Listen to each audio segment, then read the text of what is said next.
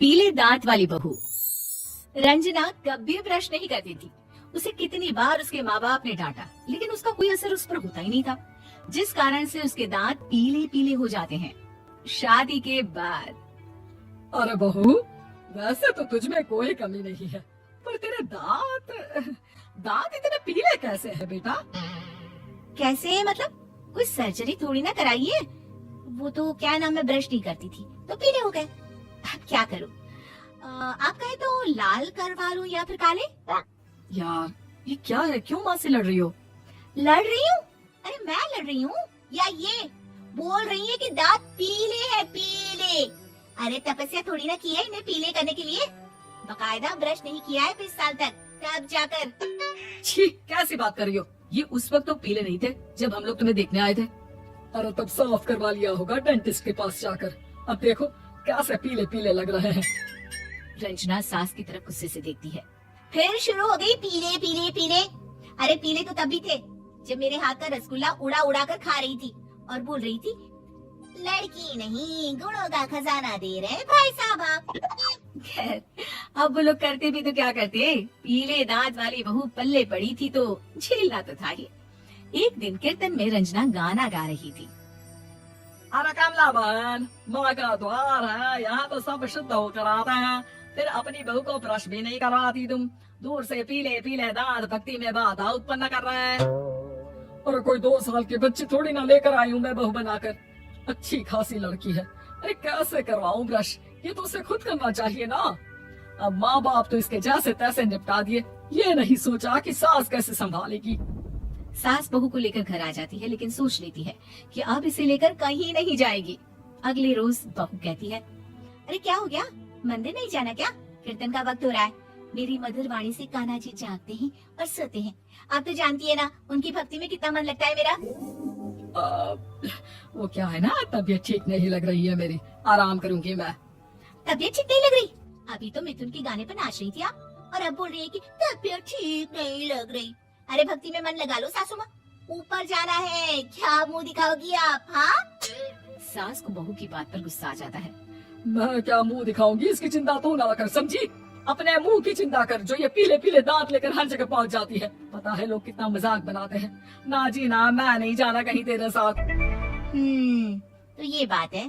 कोई ना, मत जाओ, मैं अपने कमरे में ही बैठकर भक्ति कर लूंगी। ऊपर वाला दांत थोड़ी ना दिखता है, मन देखता है, भावना देखता है। और अरे बस बस, तू सब कुछ दिखा, बस ये सफेद चमकदार दांत ना दिखाना किसी को, है? जा यहाँ से। बहू को सास की बात का कोई फर्क नहीं पड़ता। वो तो जैसी थी वैसी ही रह जाती है। सुबह नहाकर किचन में खाना बनाना, फिर खाना खाना, कीर्तन भजन करना और सो जाना। एक दिन, माँ जी मैं सहेली के घर जा रही हूँ, शाम को लेट आऊंगी। हाँ हाँ तो जाना, मैंने कौन सा तेरी आरती करनी है घर पर बैठकर। रंजना सहेली के घर जाती है, जहाँ वो पार्टी में जाने की तैयारी कर रही होती है। अरे शिखा, कहाँ जाने की तैयारी कर रही है? मैं गलत वक्त पर आ गई क्या? अरे नहीं यार, उल्टा सही वक्त पर आई है।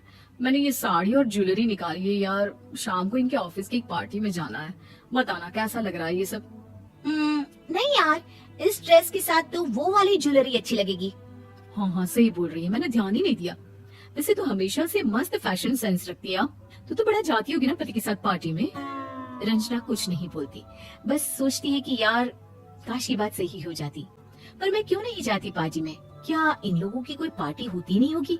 रंजना घर आती है और रात में पति से सवाल करती है, एक बात बताइए, आप मुझे किसी पार्टी में क्यों नहीं ले जाते?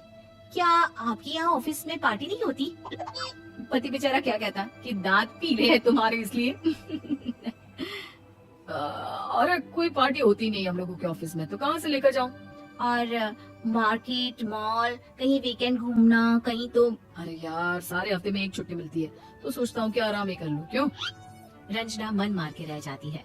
पहले कभी सास के साथ मंदिर जाया करती थी, लेकिन वो भी सास ने ले जाना बंद कर दिया। घर बैठी बैठी रंजना बोर हो जाती है। तभी उसे आइडिया आता है और वो मायके जाने का सोचती है। सासू माँ, 2 दिनों के लिए मम्मी के घर जा रही हूँ। अच्छा अच्छा ठीक है, आराम से जा। और हाँ, माँ से कुछ अच्छी आदत सीख कर आना कि कैसे शरीर के हर भाग की तरह दांतों की सफाई भी जरूरी होती है, समझी? शुरू हो गई ना आप? वो लोग आपकी तरह नहीं है कि छोटी छोटी बात का बतंगड़ बना दे। उन लोगों के लिए मैं मायने रखती हूँ, ना कि मेरे पीले पीले दांत। रंजना माँ को बिना बताए उन लोगों को सरप्राइज देती है, लेकिन जैसे ही वो दरवाजे पर पहुंचती है, अंदर देखती है कि घर वाले कहीं जा रहे होते हैं। अब माँ, काश रंजना दीदी के दांतों वाली प्रॉब्लम नहीं होती तो वो भी हम लोगों के साथ चलती ना बुआ जी की बेटी की शादी में। हाँ बेटा, लेकिन अब उसे कौन समझाए कि उसको उसके पीले दांत नहीं दिखते, लेकिन उसके आसपास के लोगों को कितना एम्बेरसिंग फील कराते हैं। मुझे तो कितनी बार उसके स्कूल की टीचर ने शिकायत की कि उसके साथ कोई लड़की बैठना भी नहीं चाहती, और ना ही कॉलेज में कोई उससे बात करना चाहता था, लेकिन पता नहीं क्यों उसे ये बात समझ में ही नहीं आती। कोई कमी नहीं है उस लड़की में, बस यही के दांत पीले हैं। वो तो भला हो जीजा जी और उनकी माँ का, जो दीदी को जैसी है वैसे ही रखा हुआ है। रंजना को अपने घर वालों की बात सुनकर बहुत दुख होता है। वो सोचती है कि वो क्या करे, लेकिन फिर वो सीधा डेंटिस्ट के पास जाती है, अपने दांत चमकाती है और कसम खाती है कि वो रोज ब्रश करेगी।